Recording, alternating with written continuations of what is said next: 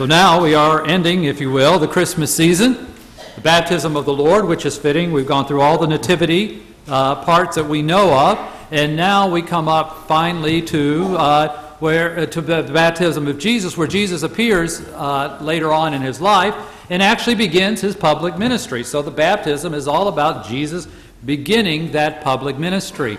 Now he is known. And this is important for us because we do have to celebrate this, because this means that Jesus did something publicly. And therefore, this baptism is something public. And therefore, as followers of Christ, what Jesus did, we do. So we have been baptized. So therefore, this means that our faith, whether we like it or not, and sometimes it is irritating, but what we have to do is public. It would have been more convenient for all of us if Jesus said, all you have to do is go to your room and worship me. Now, he did say, go to your room and pray. Obviously, we have to do that. But if we could just stay there and just get everything done and not have to do everything publicly. But that's exactly what Jesus wants us to do. So therein lies one of the first challenges. So, today, we need to talk about this. What is our public ministry and what it is to be about? However, before we can even get there, St. Peter has something to say to us which is very important. So, Peter's talking, and this is Peter later on in the Acts of the Apostles. So, we've seen the apostles have to deal with Jesus and deal with Jesus' teaching, deal with Jesus who Jesus healed. And let's face it, sometimes the apostles didn't agree. Why are you talking to that Samaritan woman? Why are you healing this person? Why are you hanging out with those people? Why are you doing with these sinners? So the apostles had to endure all of this and get through this and live through it and kind of process it, if you will. So finally, we're getting an older Peter here who's finally saying, okay, it comes down to this. So Peter is talking in the house of Cornelius. In truth, I see that God shows no partiality. Now, at first glance, that's wonderful, but it's terrible at the same time. But the wonderful part is that since God shows no partiality, God loves us, and God takes care of us and wants to be with us. And it doesn't matter who we are, education, what nation we're from, anything like that. Doesn't matter. God shows no partiality. So for us then, the good news is that salvation is for us. However, here's the problem with us Christians a lot. And that is, when we think of Jesus, as we should, we kind of get self-centered. And, it's our personal relationship with Jesus. We have a relationship with Jesus that is important, as we should. But the challenge for us is that it can make us, once again, rather self-centered. Meaning that we work on our relationship with Jesus, but sometimes we fail to see what's going on around us, and other people have relationships as well. So, I see that God shows no partiality is a good thing as long as it deals with me. However, when we start moving out to the broader scope of people, suddenly what Peter says can be a terrible thing to deal with. Because this means that God shows no partiality. And that is a horrible thing to think about sometimes.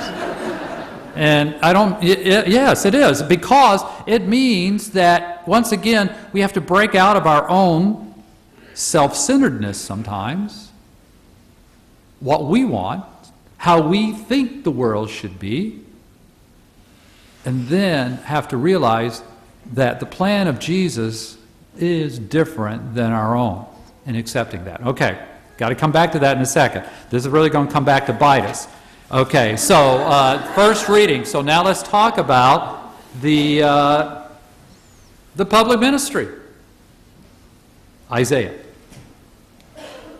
Isaiah starts this out, and it's beautiful how Isaiah kind of sums it up. Comfort, give comfort to my people. Speak tenderly to Jerusalem and proclaim her that her sins have been expiated. In the desert, prepare a way. Make straight in the wasteland. Fill in the valleys. Knock down the mountains. Make everything convenient.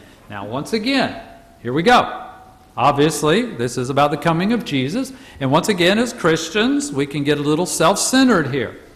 Meaning that this is a great reading, and we can feel all warm and fuzzy, which we should sometimes.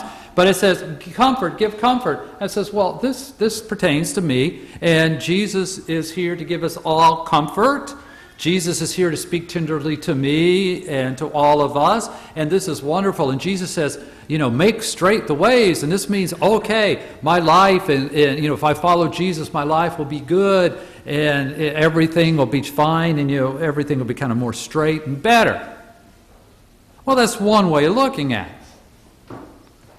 However, Peter today challenges us. Wait a minute. Comfort. Give comfort to my people. This is what we are to do. This is our public ministry. So instead of waiting for something out of the sky to give me comfort and something out of the sky to make my ways straight, today, Jesus, through his baptism, is saying, I want you to go out, and I want you, me, you, all of us, if you say that you are my follower, then I want you to go out and comfort. I want you to go out and speak tenderly. I want you to go out and make straight the paths for people. If people are struggling, if they're going up and down, you help fill in the valley. You bring down the mountain. It's a lot of work. Comfort, speak, make the plain straight. Fill in the valley. Bring down the mountain. This is what we are to do. Our public ministry is, just as Jesus taught us through his own life, is one of service and to be there for other people.